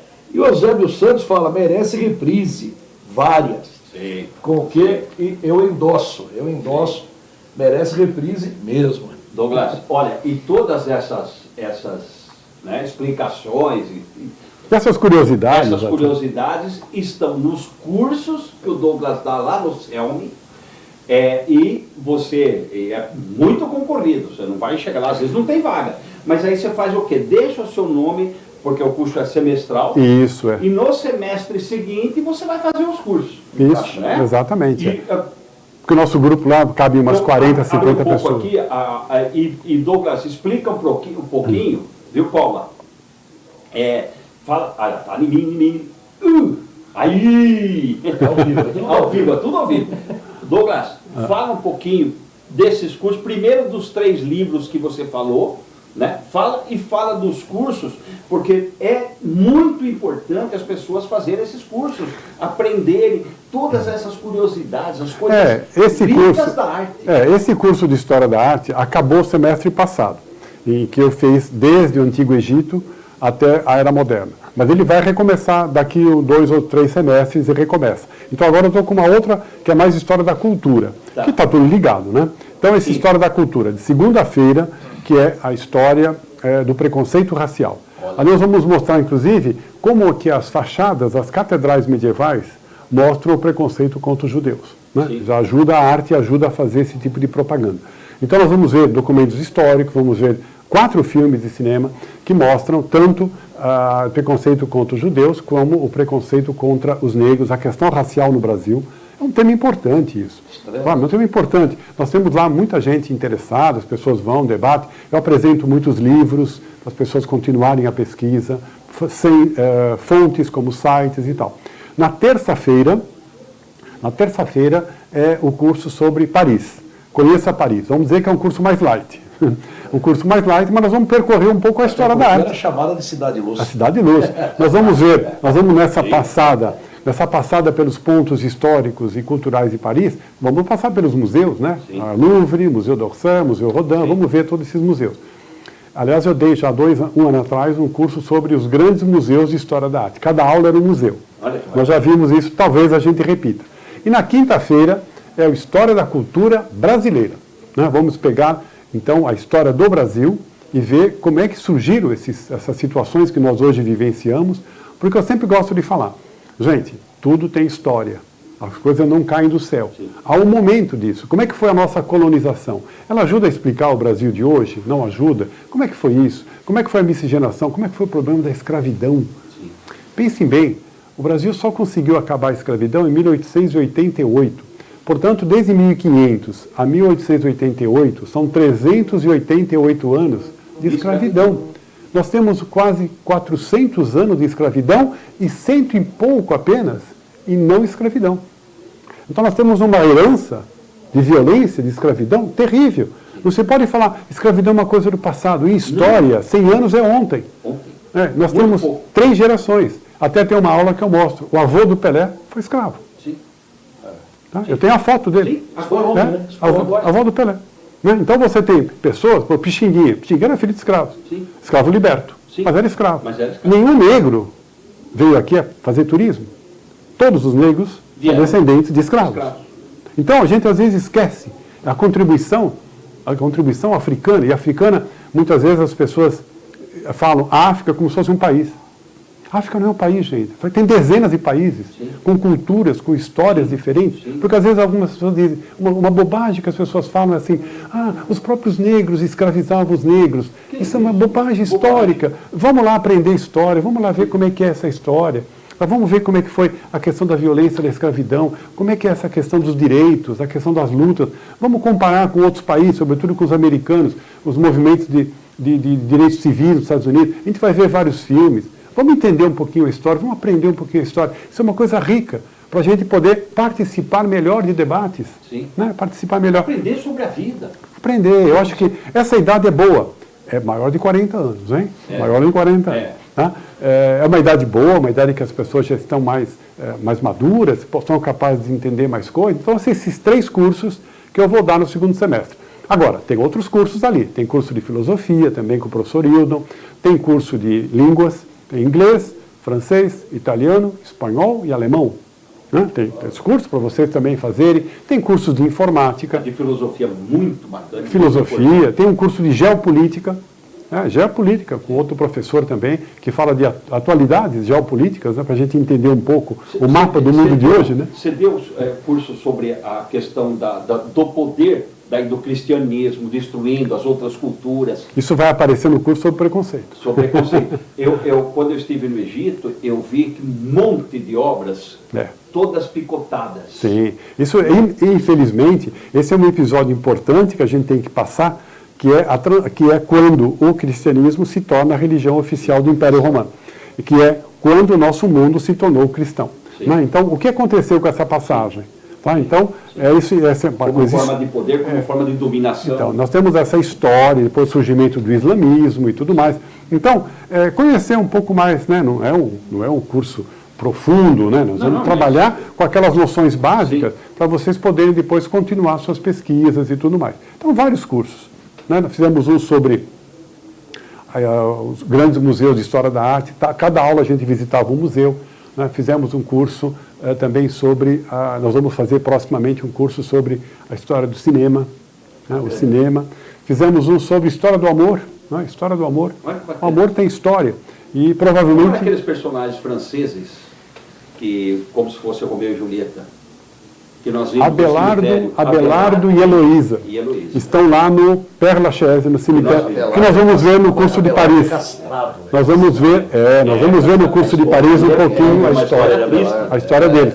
E é real, né? A história é real. Romeu e Julieta não, mas a deles é real. Julieta é a criação. Então, essa história do amor, acho que o ano que vem volta. Né? Que periodicamente volta, que mudam as pessoas. Né? Então, se informem também. Entre no site do CELMI, vocês podem ver também as novidades. Por favor, o telefone de novo, Douglas. 4523-0467. Espero vocês lá. Legal. Douglas, passou 1h30. Então, brigadão. Imagina, foi um prazer estar aqui. Desculpa, tem mais nomes lá, mas olha, o Jorge Gueis, a Denise, porque lá estão os nomes com os endereços, os RGs, o Eusébio, Pereira dos Santos, como é que a Neuza Maria que ganhou? vai entrar em contato aqui com a Paula, porque eles têm outros nomes lá, que ela ainda... Não tem sorteio? Não é sorteio? Não, mas é que ela deu 10, acho que ela... Porque tem mais aqui. Então, peraí. Nossa, desculpa. Oi. Não, mas esse não era do vinho? Esse é do vinho. Não, esse aqui não, é que ela falou aí agora. Deu bastante gente, então. Tem que sortear mesmo. O Paulo, explica aqui, eu não entendi direito. Eu estava só para variar. É ao vivo. E você, se tocou o que é? Eu? Eu já falei das 4 idades. Então, né? Ele está indo para a quinta, Douglas. Abre lá, por favor, que é muito bacana isso aí que o Douglas vai dizer. O quê? Ele é o seguinte, fala. Essa é minha filha que brinca. Minha filha que brinca e fala o seguinte: nós temos 4 idades na vida, né? A infância, a juventude, a maturidade e a fase do puxa, você está bem. É porque ele entrou, o cara falou, olha, você está bem. Eu falei, eu não sei bem. Aí ele não aguentou e falou, você também. Você está bem, é complicado. Você está bem. Olha, explica. Como que é? Eu sorteio. Isso. Entendi. Então, continua falando, que ela vai pôr a câmera em você e ela vai me explicar aqui. Bom, então eu vou falar mais um pouquinho do CELMI. Isso, vamos lá. E, aliás, tem uma outra coisa também. Eu também dou um curso de redação. Esse curso de redação, ele não é do CELMI. Né? É um curso à parte, redação para vestibular. Para quem está no 2º ano do ensino médio ou 3º ano do ensino médio, ou então no cursinho. Né? Eu dou esse curso desde março, ao longo do ano, a gente faz uma preparação, uma aula por semana. Infelizmente agora já lotou, né? Já lotou, não tenho mais vaga. Mas quem quiser fazer um curso de redação comigo, né, é só ligar lá para o CELMI também e a partir de outubro, novembro, eu já começo a fazer reserva para o ano seguinte. Porque trabalho com pequenos grupos, logo fica lotado. Mas se quiserem, pode usar esse telefone do CELMI, entrar em contato e eles me chamam ali, dão um recado, a gente conversa sobre redação para o vestibular. Legal. Olha aí, importante, hein? Porque... Né, redação, escrever é importante. Olha aí, ó. Então, foi o seguinte, 6 pessoas aqui ligaram sobre os ingressos e ela vai ficar com mais os outros ingressos, mais 4. Então, ligue em outras horas que ela dará depois da relação. Até completar 10. Então, vamos lá. O Jorge Reis Tarcísio, a Denise Aparecida Honório, o Eusébio Pereira dos Santos, a Neuza Maria, o Eginaldo Honório e a Sueli Medeiros Honório. Olha, a família vai levar. Então, tem mais 4 ingressos, por favor, ligue em 24491423. Dê o nome para a Paula, porque depois, preenchendo, a gente leva a relação para os produtores. Tá bom? Douglas, brigadão. Obrigado. Você vai voltar. Vamos voltar, vai ser um prazer. Eu já deixo sugerido o tema, como hoje foi da arte, a história da arte, a história da cultura. Sim. Pronto, tá aí. História da cultura. Tá aí. Sim. Ok, Fenomenal. valeu. Né? Muito obrigado pelo convite. Obrigadão. Interesse Obrigado. meu também de ouvir.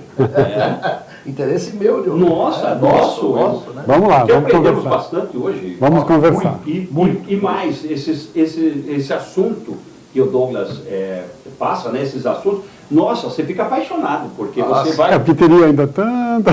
Você voa. vai embora. Valeu, muito obrigado. Obrigadão. Obrigado. Obrigado. Por favor, as câmeras da TV Japi para as suas despedidas. Foi um prazer estar aqui de novo e conversar com vocês. Espero que vocês tenham gostado. Até a próxima. Legal. Tchau. E ela vai a mãozinha. Tchau. Isso aí, essa mãozinha nem Freud explica.